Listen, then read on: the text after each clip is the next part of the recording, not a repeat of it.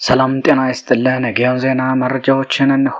አፋብን ራሱን እያደራጀ እያጠናከረና መዋቅራዊ ሰንሰለቱን እያበጀ መሪና ተመሪ እያቀናጀ በድል ጎዳና እየገሰገሰ ይገኛል።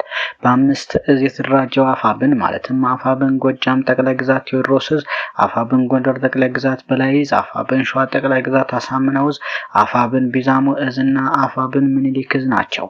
በአርበኛ ዘመነ ካሴ የሚመራው አፋብን የአማራ ብቸኛ መዳኛ ተቋም ተደርጎ የሚወሰድ የአማራ አንድያ ልጁ ነው። አፋብን ከቅርብ ጊዜ ወዲህ በአደረጃጀት ክፍተት የሚፈጠሩ ተቃርኖችን ክፍተቱን እየደፈነ ችግሩን እየፈታ በታላቅ ጀብድ እየተስፈነጠረ ይገኛል። ሌላው ጋዜጠኛ መዓዛ መሐመድ ስለ ጽምዶ እንዲህ ትላለች። ብልጽግና የአማራ ሕዝብ በሁሉም አይነት የመግደያ ዘዴ ተጠቅሞ ሲጨፈጭፍ አንድ ነገር ብለው የማያውቁ ብልጽግና ወይም ሞት ያሉ የኛ ሰዎች ሞንጆሪኖ ከብልጽግና በኋላ ከፋኖ ጋር እንዋጋለን አለች ብለው እንደ እንቁ ግኝት ሲጽፉ እያየሁ ነው። እነዚህ ሰዎች ከቀን ወደ ቀን ድንቁርናቸው እየጨመረ ነው። ድሮስ ሞንጆሪኖ ወልቃይት የአማራ ነው ትላለች ብለው ጠብቀው ነበር። እኛስ ይህንን ትላለች አልን? ብልጽግና ከወደቀ በኋላ የሚኖረውን ጦርነት ፈርተን ብልጽግና ይቀጥል እንድንላችሁ ነው? ፍላጎታችሁ ህወሓት አልወጋችሁም ብሎ እንዲፈርምልን ነው? ለማንኛውም አስቀድማችሁ ሽንት በሽንት መሆኑን ትታችሁ ለአሁኑም ሆነ በቀጣይ የአማራ መሰረታዊ ጥቅሞች ለመጉዳት ከሚመጣ ኃይል ጋር ለሚደረግ ትግል መዘጋጀትና መዘጋጀት ለህዝባችንም ለታሪክም ጥሩ ነው። መፍትሄው መደራጀት ነው። መፍትሄው መዘጋጀት ነው። በተመሳሳይ ፋኖ ከህወሓት ጋር እየሰራ ነው ይላሉ። ብልጽግና ከህወሓት ጋር ለመስራት ደቡብ አፍሪካ ፕሪቶሪያ ድረስ ደጅ መጥናቱን ይዘነጉታል ወይም ማስታወስ አይፈልጉም። ጫካ ያለው ፋኖ የሻዕቢያ ተላላኪ ነው ይላሉ። አብይ የሻዕቢያ ተላላኪ ብቻ ሳይሆን በአስመራው ቤተመንግስት ውስጥ የቡና ቁርስ ያሳለፈ መሪ አልነበረም ወይ? ኢሳያስ አፈወርቂ ጣቶቹ ላይ የወርቅ ቀለበት ያጠለቀው አብይ አህመድ እንጂ አርበኛ ዘመነ ካሴ አይደለም። አብይ ከኢትዮጵያ ታሪክ ባፈነገጠ መልኩ ለወንድ ልጅ የቃል ኪዳን ቀለበት ያሰረ መሪ ነው። የሆነ ሆኖ የአማራ የቁርጥ ቀን ልጅ የሆነው ፋኖ ትግል ላይ ነው። መዳረሻው ለ50 ዓመታት አንገቱን ደፍቶ ቀና ማድረግ ነው። ትግሉ ተጧጡፏል። ሌላው አሳዛኝ ክስተት ተፈጥሯል።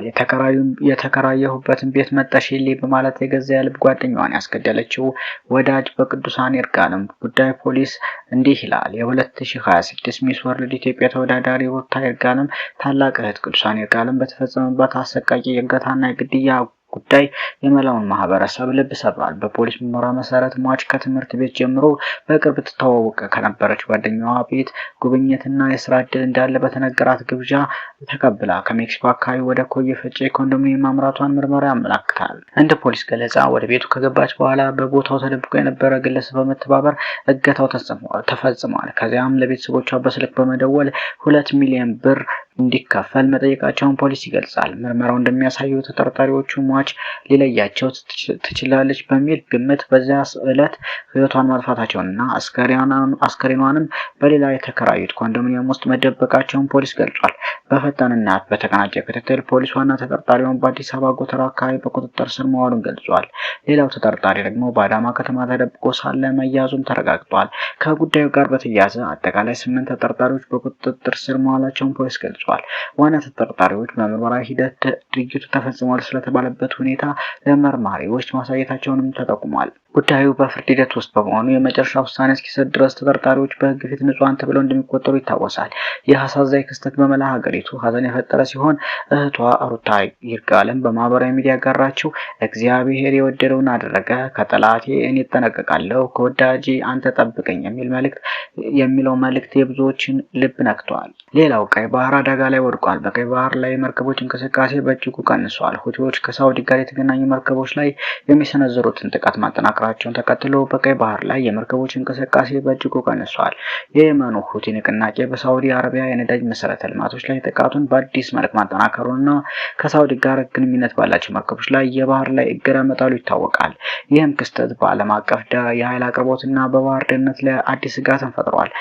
ሮይተርስ የመርከብ ተከታታይ መረጃዎችን ጠቅሶ እንደዘገበው ሐምሌ 20 ቀን በባቢል መንደብ በኩል ማለፍ የቻሉት 11 የንግድ መርከቦች ብቻ እንደሆኑና ይህም በጥቂት ወራት ውስጥ ዝቅተኛው የዕለት እንቅስቃሴ ቁጥር ሆኖ ተመዝግቧል። ከነዚህም ውስጥ 7ቱ የነዳጅ ጫኝ መርከቦች ሲሆኑ ከነዚህ መካከል 2ቱ ወደ ሳውዲ አረቢያ የአምቡ ወደብ ነዳጅ ለመጫን የሚያመሩ ግዙፍ የክሩድ ነዳጅ ጫኖች ናቸው። ቀሪዎቹ 4 መርከቦች ደግሞ የሳውዲ፣ ኤሚሬትስ እና የሩሲያ ነዳጅ ነው በዋነኝነት ወደ ቻይናና ፓኪስታን በመጓጓዝ ላይ የነበሩ ናቸው። ሰሞነኛ መረጃዎች እነኝን ይመስሉ ነበር።